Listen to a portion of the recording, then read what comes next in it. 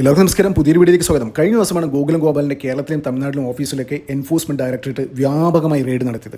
ഏകദേശം 18 മണിക്കൂറോളമാണ് E raid നടത്തിയത്. അപ്പോൾ ഈ റെയ്ഡിൽ നിന്ന് ഇഡിക്ക് കള്ളപ്പണം വെളുപ്പിക്കലുമായി ബന്ധപ്പെട്ട് സുപ്രധാനപ്പെട്ട ഒരുപാട് രേഖകൾ ലഭിച്ചതായാണ് വിവരം. അപ്പോൾ ഈ റെയ്ഡ് വിവരം ചോർന്നതിൽ പിന്നെ കേരളത്തിലെ മുഖ്യധാര മാധ്യമങ്ങളും ചില യൂട്യൂബേഴ്സൊക്കെ ഗോകുലം ഗോപാലിനെ വെളുപ്പിക്കാൻ പുട്ടിയിട്ട് പൂശാൻ വേണ്ടി രംഗത്തെത്തിയിരുന്നു. അതായത് ഈ റെയ്ഡ് എമ്പുരാൻ സിനിമാ വിവാദവുമായി ഒരു ബന്ധമില്ല. പക്ഷേ മുമ്പ് മഞ്ഞുമൽ ബോയ്സ് എന്ന് പറയുന്ന സിനിമയുമായി ബന്ധപ്പെട്ട ഒരു വിവാദത്തിൻ്റെ പേരിൽ അന്ന് ഇ പല ആൾക്കാരെയും ചോദ്യം ചെയ്തിരുന്നു. അതിൻ്റെ സഹനിർമ്മാതാവായ സൗബിൻ ഷാഹിനെ അടക്കം ചോദ്യം ചെയ്തിരുന്നു. അപ്പോൾ ആ വിവാദവുമായി ബന്ധപ്പെട്ട് അതിൻ്റെ ഒരു ഫോളോ അപ്പ് എന്ന രീതിയിലാണ് ഇപ്പോൾ ഇ ഗോകുലം ഗോപാലിൻ്റെ ഓഫീസിൽ റെയ്ഡ് നടത്തിയത് എന്നാണ് മുഖ്യധാര മാധ്യമങ്ങളൊക്കെ പ്രചരിപ്പിച്ചത്. അപ്പോൾ ഇവർ ഒരു കാര്യം കൂടി പറഞ്ഞു കേട്ടോ, റെയ്ഡിൽ നിന്ന് ഒരു വിവരവും കിട്ടിയില്ല.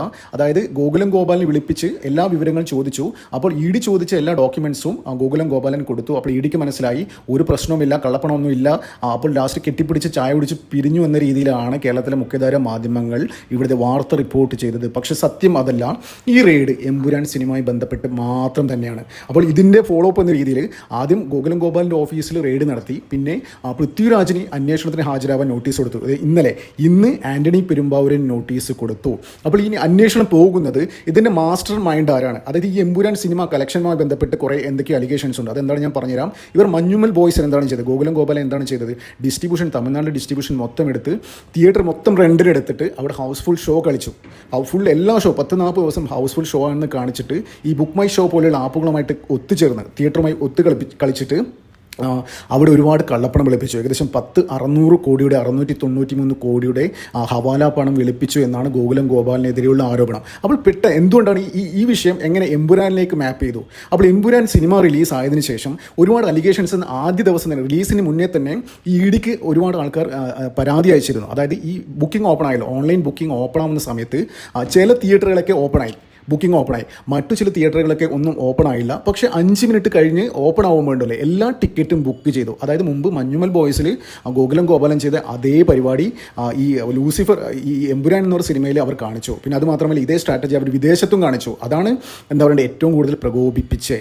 അപ്പോൾ ഇതുമായി ബന്ധപ്പെട്ട് തന്നെയാണ് ഈ എമ്പുരാൻ്റെ ഇത്രയും ഇത്ര ഉടായ്പ കാണിക്കുന്നതിൻ്റെ പേരിൽ തന്നെയാണ് ഇ വന്ന് പെട്ടെന്ന് ഗോകുലം ഗോപാലിൻ്റെ ഓഫീസിൽ റെയ്ഡ് നടത്തിയതും പൃഥ്വിരാജിനും ആൻ്റണി പെരുമ്പാവൂരിനൊക്കെ നോട്ടീസ് കൊടുത്തത്. അപ്പോൾ ഇതിൽ ഇപ്പോൾ പുറത്തു വരുന്ന ഏറ്റവും പുതിയ റിപ്പോർട്ട് പ്രകാരം ഈ സിനിമയുമായി ബന്ധപ്പെട്ട് എങ്ങനെ എവിടുന്ന് ഇത്രയും ഫണ്ട് വന്നു? ഇതിൻ്റെ പ്രൊഡക്ഷൻ കോസ്റ്റ് ഏകദേശം 150 കോടി രൂപക്ക് മുകളിലാണ് എന്നാണ് സുരേഷ് കുമാർ അന്ന് പറഞ്ഞത്. അപ്പോൾ സുരേഷ് കുമാറും പൃഥ്വിരാജും മറ്റേ ആൻ്റണി പെരുമ്പാവൂരൊക്കെ അന്നൊരു ഇഷ്യൂ ഉണ്ടായിരുന്നു. അപ്പോൾ അതിൻ്റെ പേരിൽ ഒരു ഫേസ്ബുക്ക് പോസ്റ്റൊക്കെ ആയിട്ട് ആൻ്റണി പെരുമ്പാവൂർ വന്നു സുരേഷ് കുമാറിനെതിരെ. അടുത്ത ദിവസം തന്നെ അത് പിൻവലിക്കേണ്ടി വന്നു. അപ്പോൾ എല്ലാം കൂടി എന്തൊക്കെയോ കലങ്ങി മറിഞ്ഞ് എന്തൊക്കെയോ ഒരു ഇവന്മാർ മൊത്തത്തിൽ ഉടായ്പാണ്. അതായത് 150 കോടി 200 കോടിയൊന്നും ഇതിൻ്റെ പ്രൊഡക്ഷൻ കോസ്റ്റ് ഇല്ല. അപ്പോൾ ഇതുമായി ബന്ധപ്പെട്ട് തന്നെയാണ് ഇ ഇപ്പോൾ ഇങ്ങനെ പാഞ്ഞെത്തിയത്. അപ്പോൾ ഇന്നലെ ഏകദേശം 693 കോടി രൂപയുടെ ഹവാലപ്പണം പിടിച്ചു എന്നാണ് കേരളത്തിലെ എല്ലാ മാധ്യമങ്ങളും റിപ്പോർട്ട് ചെയ്തിരുന്നു. ഇനി പൃഥ്വിരാജിന് നോട്ടീസ് കൊടുത്തു കഴിഞ്ഞു. പൃഥ്വിരാജിന് ഉടൻ ഹാജരാവാൻ പറഞ്ഞിട്ടുണ്ട് ചോദ്യം ചെയ്യാൻ വേണ്ടിയിട്ട്. അത് ഇപ്പോൾ ഇ പറയുന്നതെന്ന് വെച്ച് കഴിഞ്ഞാൽ മുമ്പ് അഭിനയിച്ച 3 പടത്തിൽ ജനഗണമന, ഗോൾഡ്, പിന്നെ വേറൊരു പടം കൂടിയുണ്ട് അപ്പോൾ കടുവ, ഈ 3 പടത്തിലും പൃഥ്വിരാജ് അഭിനേതാവ് എന്ന നിലയിൽ പണം കൈപ്പറ്റിയില്ല, മറിച്ച് കോ പ്രൊഡ്യൂസർ എന്ന നിലയിലാണ് പണം കൈപ്പറ്റിയത്. അപ്പോൾ എവിടുന്ന് എങ്ങനെ എത്രത്തോളം പണം കിട്ടി, ഇതൊക്കെ എന്ത് ചെയ്തു, അത്തരം വിവരങ്ങൾ അറിയാൻ വേണ്ടിയിട്ട് എന്ന നിലയിലാണ് ഇ പൃഥ്വിരാജിന് നോട്ടീസ് കൊടുത്തിരിക്കുന്നത്. പക്ഷേ ഇ ഉദ്ദേശിക്കുന്നതെന്ന് വെച്ചാൽ ഇ നോട്ടമിടുന്നത് പൃഥ്വിരാജിനല്ല, സാക്ഷാൽ സുപ്രിയ മേനോനാണ്. കാരണം എന്ന് വെച്ച് കഴിഞ്ഞാൽ ഈ അടുത്ത കാലത്ത് പൃഥ്വിരാജിൻ്റെ പ്രൊഡക്ഷൻ അങ്ങനെയുള്ള കാര്യങ്ങളൊക്കെ ഹാൻഡിൽ ചെയ്യുന്നത് ഈ സുപ്രിയ മേനോനാണ്. ഈ സുപ്രിയ മേനോൻ ഒരു പ്രൊഡ്യൂസർ കൂടിയാണ്. പല പടത്തിലും പൃഥ്വിരാജിന് പകരം പ്രൊഡ്യൂസറുടെ പേര് വരുന്നത് സുപ്രിയ മേനോൻ എന്നാണ്. അപ്പോൾ ഇവർക്ക് ഓൾറെഡി ഒരു പ്രൊഡക്ഷൻ കമ്പനി ഉണ്ട്, പൃഥ്വിരാജ് പ്രൊഡക്ഷൻ, അങ്ങനെ എന്തോ ഒരു പ്രൊഡക്ഷൻ കമ്പനിയുണ്ട്. അപ്പോൾ ഈ പ്രൊഡക്ഷൻ കമ്പനിയുടെ പേരിൽ ഇവർ മുംബൈ പാലി ഹിൽസിൽ ഒരു ഫ്ലാറ്റ് വാങ്ങിയിരുന്നു. അപ്പോൾ ഈ ഫ്ലാറ്റ് ഏകദേശം 30 കോടിക്കടുത്താണ് ബാന്ദ്ര പാലി ഹിൽസിൽ വാങ്ങിയിരിക്കുന്നത്. അപ്പോൾ അവിടുത്തെ ഒരു ഇത് വെച്ച് നോക്കുകയാണെങ്കിൽ 30 കോടി രൂപ വൈറ്റ് കൊടുത്തു കഴിഞ്ഞാൽ ചിലപ്പോൾ ഒരു 150-300 കോടി രൂപ ബ്ലാക്ക് കൊടുക്കേണ്ട ഒരു അവസ്ഥയാണ് അവിടെ. അപ്പോൾ ഈ പണം ഇവിടുന്ന് കിട്ടി. അപ്പോൾ ഈ എമ്പുരാൻ സിനിമ ഷൂട്ടിങ്ങിനിടയിൽ തന്നെയാണ് പൃഥ്വിരാജ് ആ ഫ്ലാറ്റ് രജിസ്റ്റർ ചെയ്തിരിക്കുന്നത്. അത് പൃഥ്വിരാജ് പ്രൊഡക്ഷൻ അതിൻ്റെ പേരിൽ തന്നെയാണ് ഇത് രജിസ്റ്റർ ചെയ്തിരുന്നത്. ആ പ്രൊഡക്ഷനിൽ 2 പേരാണ്, പൃഥ്വിരാജും സുപ്രിയ മേനോനും. പക്ഷേ എല്ലാ കാര്യങ്ങളും ഹാൻഡിൽ ചെയ്യുന്നത് ഇതിന് ഫിനാൻഷ്യൽ വെർട്ടിക്കൽസൊക്കെ ഹാൻഡിൽ ചെയ്യുന്നത് സുപ്രിയ മേനോനാണ്. അപ്പോൾ ഇനി ഇ നോട്ടീസ് കൊടുക്കാൻ പോകുന്നത് സുപ്രിയ മേനോന് തന്നെയായിരിക്കും. അതായത് ഈ പൃഥ്വിരാജുമായി ബന്ധപ്പെട്ട് എമ്പുരാൻ സിനിമയിൽ എവിടുന്നൊക്കെ വിദേശത്തൊക്കെ പണം വന്നോ അങ്ങനെയുള്ള കാര്യങ്ങളൊക്കെ അന്വേഷിക്കുന്ന എല്ലാ കാര്യങ്ങളും ഡീൽ ചെയ്യുന്നത് ഈ സുപ്രിയ മേനോനാണ്. അപ്പോൾ ഇ അടുത്ത് നോട്ടമിടുന്നത് സുപ്രിയ മേനോനാണ്. അപ്പോൾ ഇത് പറയുന്നത് ഏകദേശം എന്തെങ്കിലും അറസ്റ്റ് വരുമോ എന്ന രീതിയിൽ അറസ്റ്റ് വരാനുള്ള സാധ്യത മുന്നിൽ കണ്ട് സുപ്രിയ മേനോൻ ഇപ്പോൾ ഒളിവിലാണോ എന്നുള്ള ചില അഭ്യൂഹങ്ങൾ സോഷ്യൽ മീഡിയയിലൊക്കെ പരക്കുന്നുണ്ട്. അത് പുള്ളിക്കാരെ രാജ്യം വിട്ടോ എന്നുള്ള അഭ്യൂഹങ്ങൾ ചില സോഷ്യൽ മീഡിയ ഹാൻഡിൽസ് ഇപ്പോൾ പുറത്തു വരുന്നുണ്ട്. അപ്പോൾ എന്താണെന്ന് വെച്ച് കഴിഞ്ഞാൽ ഈ വിദേശത്ത് നിന്ന് അത് കാര്യം പറഞ്ഞുതരാം. പൃഥ്വിരാജ് ഈ പടം റിലീസായതിനു ശേഷം ഫസ്റ്റ് ഡേ ഈവനിങ് തന്നെ, അതായത് പടം റിലീസായി അന്ന് വൈകുന്നേരം 100 കോടി ക്ലബ്ബിൽ കയറി എന്ന് പറഞ്ഞ് കാർഡൊക്കെ പോസ്റ്റ് ചെയ്തു. പിറ്റേന്ന് തന്നെ 200 കോടി ക്ലബ്ബിൽ കയറി എന്ന് പറഞ്ഞ് കാർഡ് പോസ്റ്റ് ചെയ്തു. അപ്പോൾ എങ്ങനെ നോക്കുകയാണെങ്കിലും കേരളത്തിൽ എന്താ പറയുക, കേരളത്തിലെ തിയേറ്റർ കപ്പാസിറ്റിയും തിയേറ്റർ ഓക്കുപ്പൻസിയും സീറ്റ് കപ്പാസിറ്റി വെച്ച് നോക്കുമ്പോൾ എങ്ങനെ നോക്കുകയാണെങ്കിൽ 100 കോടി കളക്ട് ചെയ്യാൻ പറ്റില്ല. ഏകദേശം മിനിമം ഒരു 20 ദിവസങ്ങളും 90% എബോ ഓക്കുപ്പൻസിയിൽ കളിക്കണം ഫിലിം, എന്നാൽ മാത്രമേ 100 കോടി കേരളത്തിന് കളക്ട് ചെയ്യാൻ പറ്റൂ.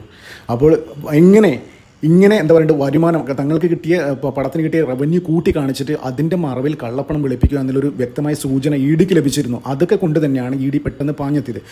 നിങ്ങൾക്കൊരു കാര്യം അറിയാം, വിദേശത്ത് വെച്ച് ഈ പടത്തിന് ഏകദേശം എമ്പുരെ 200 കോടി അടിച്ചു എന്ന് പറഞ്ഞില്ലേ, വിദേശത്ത് വെച്ചിട്ട് ഏകദേശം 70 കോടി ലഭിച്ചു കളക്ട് ചെയ്തു എന്നാണ് പൃഥ്വിരാജ് പറഞ്ഞിരിക്കുന്നത്. അപ്പോൾ ഓരോ മണിക്കൂറിലും പുള്ളിക്കാരൻ ഇങ്ങനെ ഓരോ കാർഡ് പോസ്റ്റ് ചെയ്തുകൊണ്ടിരിക്കുകയാണ്, 150, 200, 250 എന്നൊക്കെ പറഞ്ഞിട്ട്.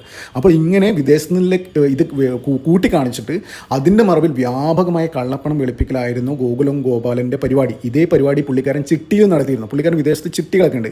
അപ്പോൾ ആ ചിട്ടിയുടെ മറവിൽ പുള്ളിക്കാരൻ ഒരുപാട് ഈ ഇസ്ലാമിക് ഹവാല എന്താ പറയുക പണം വന്നിരുന്നു. അത് ഇവിടെ എത്തിച്ചിട്ട് അത് വൈറ്റ് ആക്കിയിട്ട് അത് 10% എടുത്തിട്ട് ബാക്കിയാണ് പുള്ളിക്കാരൻ അവർക്ക് കൊടുക്കുക. അപ്പോൾ ആ ഒരു പരിപാടി നേരത്തെ ഇ ഡി നോട്ടീസ് ചെയ്തിരുന്നു. അപ്പോൾ ശരിക്കും ചെയ്തത് ഗോകുലം ഗോപാലൻ ഇവിടെ ചെയ്തത് ഒരു രാജ്യദ്രോഹ കുറ്റമാണ്. അപ്പോൾ ഈ സുപ്രിയ മേനോനെ ഇതിലേക്ക് മാപ്പ് ചെയ്യുന്നത് എന്താണെന്ന് വെച്ച് കഴിഞ്ഞാൽ, ഈ എമ്പുരാൻ സിനിമയുമായിട്ട് ഓവർസീസ് കാര്യങ്ങളൊക്കെ പുള്ളിക്കാരി ഹാൻഡിൽ ചെയ്യുന്നുണ്ടോ, അങ്ങനെയുള്ള ആസ്പെക്ട്സും അങ്ങനെയുള്ള വെർട്ടിക്കൽസൊക്കെ അറിയാൻ വേണ്ടിയിട്ടായിരിക്കാം ഇ ഡി എന്താ പറയുന്നത് ഇനി സുപ്രിയ മേനോനൊക്കെ അന്വേഷണം വ്യാപിക്കാനുള്ള സാധ്യതയുണ്ട്. അടുത്ത ദിവസം തന്നെ ഇപ്പോൾ ആൻ്റണി പെരുമ്പാവൂർ ഇന്ന് നോട്ടീസ് കൊടുത്തു.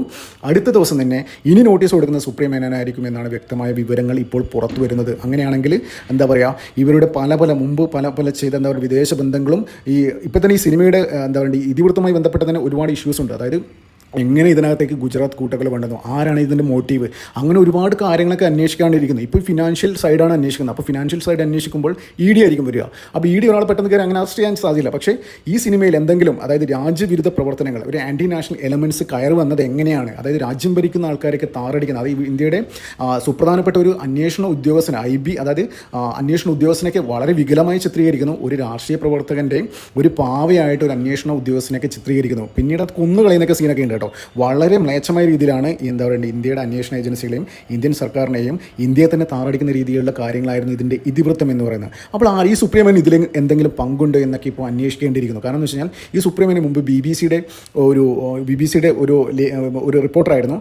ആ സമയത്ത് BBC കുറച്ച് നാൾ മുമ്പ് ഇന്ത്യയിൽ ഈ ഗുജറാത്ത് കൂട്ടക്കൊലയിൽ നരേന്ദ്രമോദിയുടെ പങ്ക് എന്ന രീതിയിലുള്ള ഒരു ഷോർട്ട് ഫിലിമോ അങ്ങനെ എന്തോ ഡോക്യുമെൻ്ററി ഇത് ചെയ്യാൻ ശ്രമിച്ചിരുന്നു. പക്ഷേ സർക്കാർ അത് ബാൻ ചെയ്തു. അപ്പോൾ അതിൻ്റെ കലിപ്പ് തീർക്കുകയാണോ, അതായത് മുമ്പ് താൻ വർക്ക് ചെയ്ത കമ്പനിയിലെ ബോസിനെ തൃപ്തിപ്പെടുത്താൻ ഇവരെന്തെങ്കിലും റിലേഷൻ ഉണ്ടോ, അങ്ങനെ links, international links, sorrows funding ഉണ്ടോ, അങ്ങനെയുള്ള കാര്യങ്ങളൊക്കെ അന്വേഷിക്കാൻ വേണ്ടി ചിലപ്പം സുപ്രിയ മേനോനെ ചോദ്യം ചെയ്യും എന്നുള്ള വിവരങ്ങളൊക്കെ പുറത്തു വരുന്നുണ്ട്. അപ്പോൾ ആദ്യം ഈ ഫിനാൻഷ്യൽ വെർട്ടിക്കൽസ് ഇതിൻ്റെ ഫൈനാൻഷ്യൽ വശങ്ങൾ അന്വേഷിച്ചതിന് ശേഷമായിരിക്കും ഈ രാജ്യദ്രോഹമായ ആൻറ്റി നാഷണൽ എലമെൻസുകളൊക്കെ അന്വേഷിക്കാൻ പോകുന്നത്.